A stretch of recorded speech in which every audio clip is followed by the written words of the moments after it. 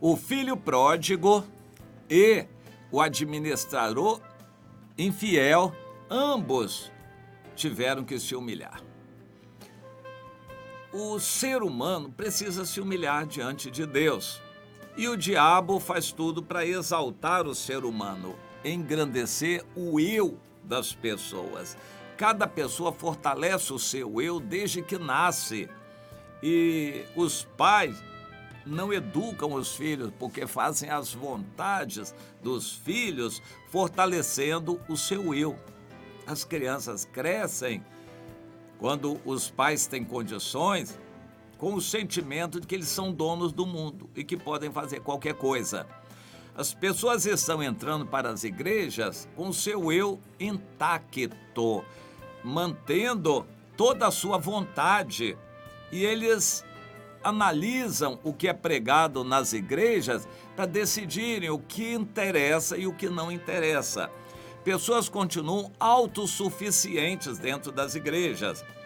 Crentes autônomos, não se submetem a ninguém, não têm compromisso de formar corpo com ninguém, continuam com o seu eu grande, se dizendo crentes, porque o seu eu crê, acredita no sacrifício de Jesus. O Senhor é Deus, Ele é soberano. Ele permite que pessoas sinceras passem por uma peneira, por crises, acidentes e situações drásticas para quebrantar o seu eu. O ideal é que cada um automaticamente, por si sós, se humilhem, não precisem ser humilhados pelas circunstâncias. Mas Deus também é poderoso para dirigir circunstâncias no intuito de humilhar as pessoas, para que eles se humilhem a si mesmos e então creiam e passem a obedecer. A fé não é só acreditar, a fé inclui obedecer.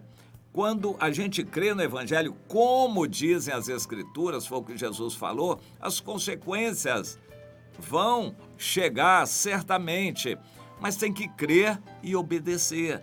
Não é só acreditar o que muita gente está achando que é suficiente. Basta acreditar no único e suficiente Salvador que está bem.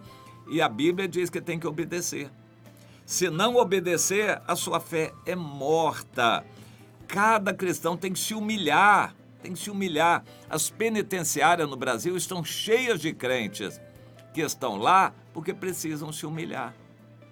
Os hospitais no Brasil estão cheios de crentes porque precisam passar pela enfermidade para se humilharem. E por aí vai.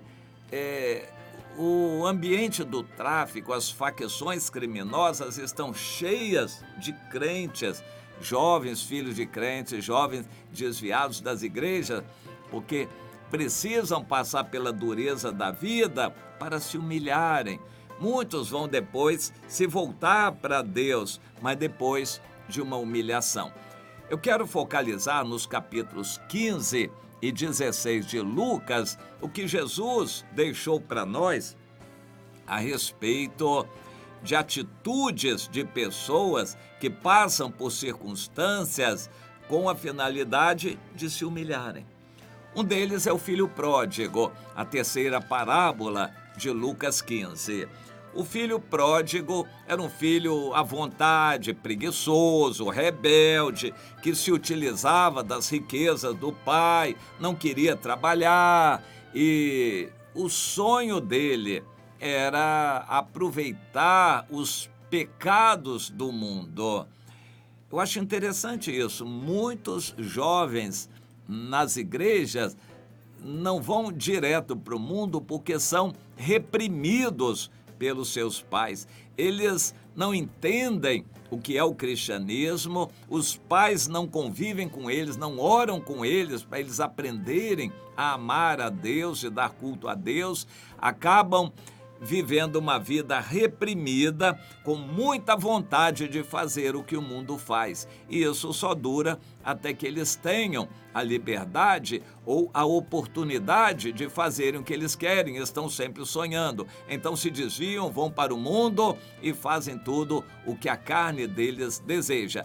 Porque eles estavam na igreja, mas eles não eram da igreja, eles estavam reprimidos pelos pais. Os pais obrigavam os filhos a irem à igreja, mas quando eles assumem a liberdade de tomar decisões, eles vão embora da igreja na primeira oportunidade. O filho pródigo foi assim, mas ele sabia que num sistema capitalista, e aparentemente, como Jesus descreveu, a situação lá não era muito diferente.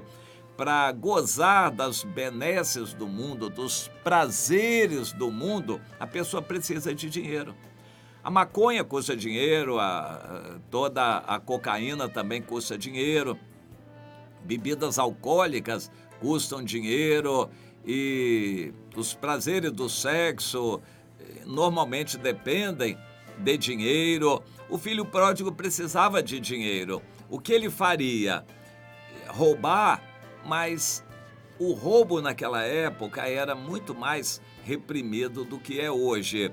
Ele aproveitou uma situação, bolou um plano de esfaquear o pai, ou seja, apertar o pai, colocar o pai na parede. Pai, o senhor tem 2 filhos e uma parte da herança é minha, que sou seu filho legítimo. Então, eu queria que o senhor me adiantasse essa minha parte da herança, porque eu não quero mais ficar aqui mesmo com o senhor. Não quero mais ficar aqui, não quero trabalhar com o senhor. Eu queria que o senhor me adiantasse essa parte da herança. O pai se sentiu muito mal com aquilo, pensou e raciocinou. Se eu forçar o meu filho a ficar comigo, não vai resolver. Ele pode tomar outras atitudes e piorar a situação. O melhor ou o menos pior é dar a ele a oportunidade de satisfazer a carne. E fez o que o filho pediu. Dividiu a herança, deu a parte dele, o filho saiu cheio de dinheiro, gastando evidentemente. A pessoa que não trabalhou, não se esforçou para ganhar dinheiro, vai gastar com toda facilidade. E foi o que aconteceu, meteu o pau no dinheiro, bebida e orgias e tudo que a carne deseja e satisfez a carne. Só que o dinheiro acabou e sempre acaba, um dia vai acabar. E ele ficou, e agora?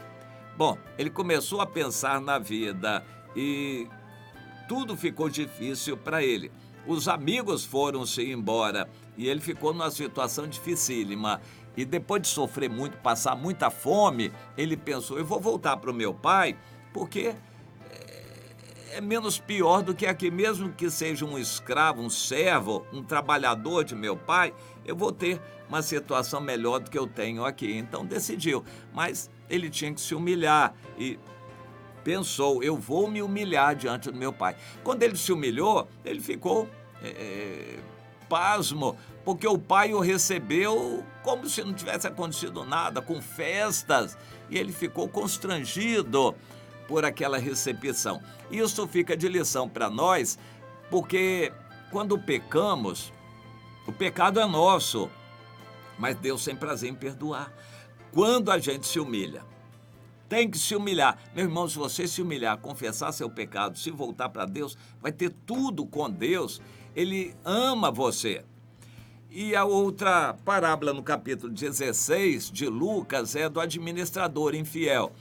Ele gastou enquanto estava no cargo, até que foi descoberto que ele era desonesto e ele foi mandado embora. Quando estava no aviso prévio, ele pensou, e agora?